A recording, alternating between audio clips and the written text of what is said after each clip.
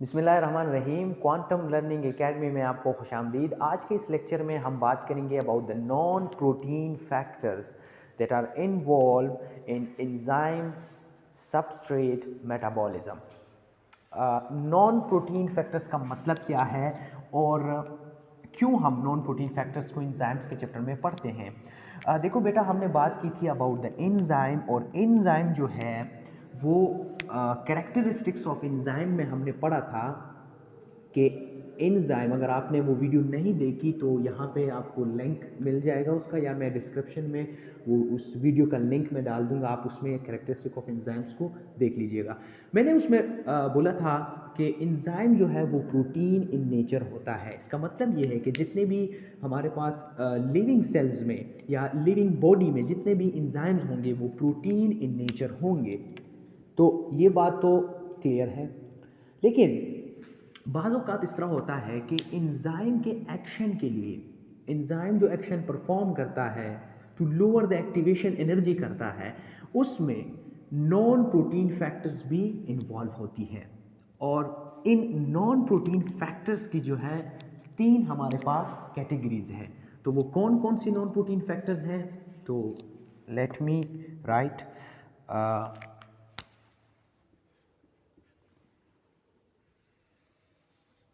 पहला जो non protein factor है वो है हमारे पास प्रोस्थेटिक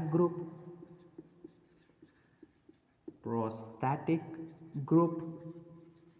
दूसरा मेरे पास जो प्रोटीन फैक्टर है वो है उसको कहते हैं कोएंजाइम। और तीसरा जो मेरे पास प्रोटीन फैक्टर है, जो नॉन प्रोटीन फैक्टर है, वो है उसको कहते हैं एक्टिवेटर्स। मैं दूसरे मार्कर का इस्तेमाल कर एक्टिवेटर्स।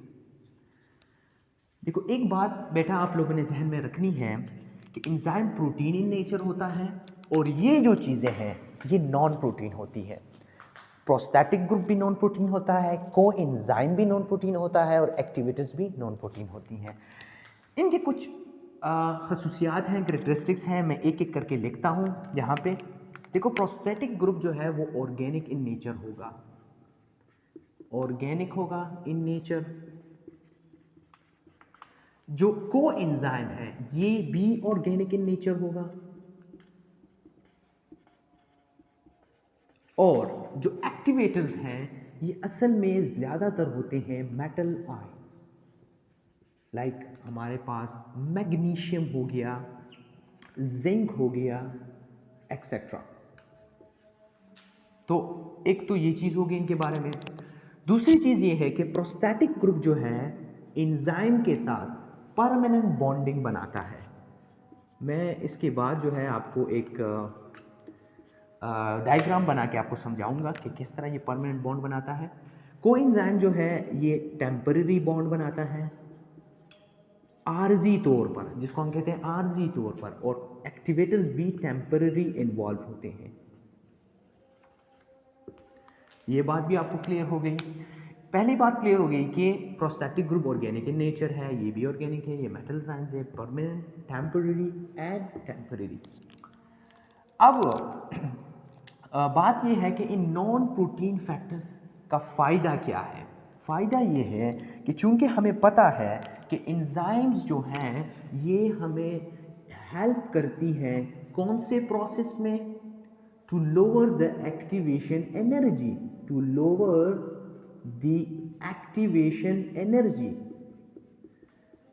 तो एंजाइम के एक्शन को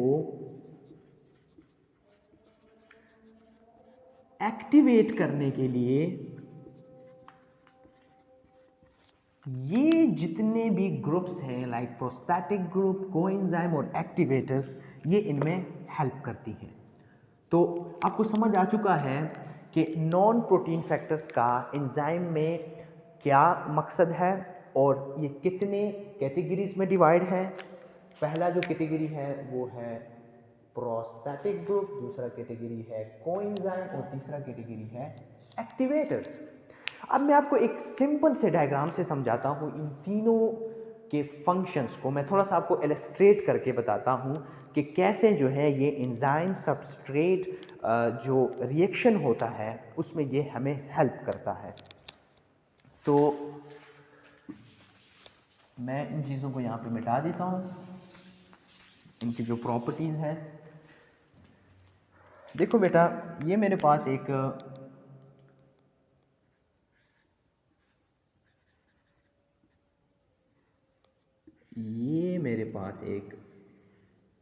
एंजाइम है, सही है, और ये मेरे पास जो है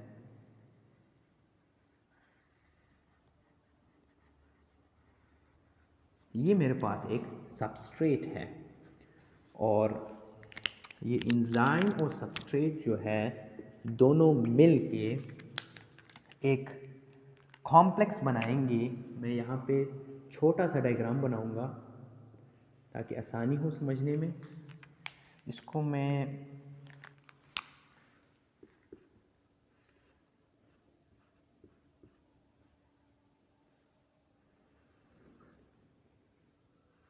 ताकि आसानी हो समझने में।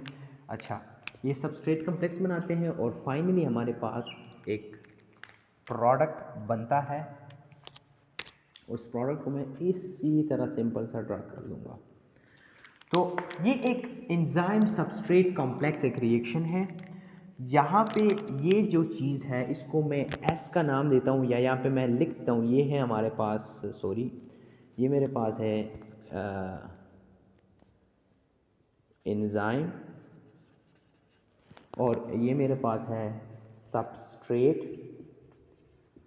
ये जो चीज़ बनी है इसको हम कहते हैं एंजाइम सबस्ट्रेट कॉम्प्लेक्स, सही है।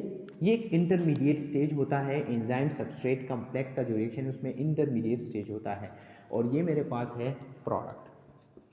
अब जो इम्पोर्टेंट पार्ट है इस रिएक्शन का वो यहाँ पे है।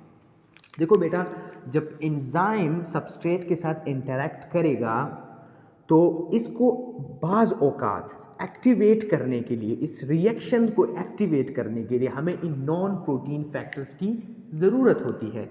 तो ये जो प्रोस्थेटिक ग्रुप होता है ये असल में परमानेंटली अटैच होता है, ऑर्गेनिक इन नेचर होता है और परमानेंटली अटैच होता है किसी पोर्शन पे एंजाइम के साथ, और इसकी एक्टिवेशन में जो है वो हेल्प करता है। प्रोस्थेटिक ग्रुप का मैंने आपको बताया कि ये परमानेंटली एक जगह पे एंजाइम के अटैच होता है और हेल्प करता है एंजाइम को सबस्ट्रेट के साथ इंटरेक्ट करने के लिए, ताकि हमारे पास एंजाइम सबस्ट्रेट कॉम्प्लेक्स बने और हम प्रोडक्ट तक पहुंचे। कोएंजाइम जो है वो किसी भी पोर्शन पे टेम्पररी अटैच होता है, उसका काम भी वही होता है कि ताकि इस एंजाइम सबस्ट्रेट कॉम्प्लेक्स को वो बनाए या इनके इंटरेक्शन में वो हेल्प करे और हमें प्रोडक्ट हासिल हो। एक्टिवेटर्स भी इसी तरह होती हैं कि जो टेम्पररी अटैच होती हैं एंजाइम के साथ। मैं यहाँ पे मैग्नीशियम ड्रा कर देता हूँ आसानी के लिए, क्योंकि वो मेटल आयंस होती हैं एक्टिवेटर्स, और वो एंजाइम्स के साथ अटैच होती हैं टेम्पररी बेस पे। ये जो कोएंजाइम होता है और कोएंजाइम और एक्टिवेटर जो है ये टेम्पररी बेस पे एंजाइम के साथ अटैच होती हैं किसी भी रिएक्शन में, और ये जो प्रोस्थेटिक ग्रुप है ये अटैच होता है परमानेंटली। जैसे कि मैंने आपको पहले यहाँ पे लिख के बताया था प्रॉपर्टीज में कि प्रोस्थेटिक ग्रुप जो है वो ऑर्गेनिक इन नेचर होता है और परमानेंटली अटैच होता है, और ये हेल्प करती हैं to interact the enzyme with the substrate, ताकि हमें एंजाइम सबस्ट्रेट कॉम्प्लेक्स मिले और उसकी वजह से हमें प्रोडक्ट मिले। So it's all about the non protein factors, और इनके कुछ कैरेक्टरिस्टिक मैंने यहाँ पे आपको बताई, और ये कैसे फंक्शन परफॉर्म करती हैं ये मैंने आपको इस डायग्राम से समझाया। यहाँ पे एक बात मैं आपको कहूँ, एक जर्नल सा इंफॉर्मेशन है, वो ये है कि जो हम स्ट्रॉबेरीज या ब्लूबेरीज, ब्लैकबेरीज या फ्रूट आइटम्स जो होती हैं हम डेली लाइफ में यूज़ करते हैं, वो असल में इसमें होते हैं विटामिन्स, और विटामिन्स जो हैं वो हमें इन नॉन प्रोटीन फैक्टर्स को की अवेलेबिलिटी में हेल्प करती हैं।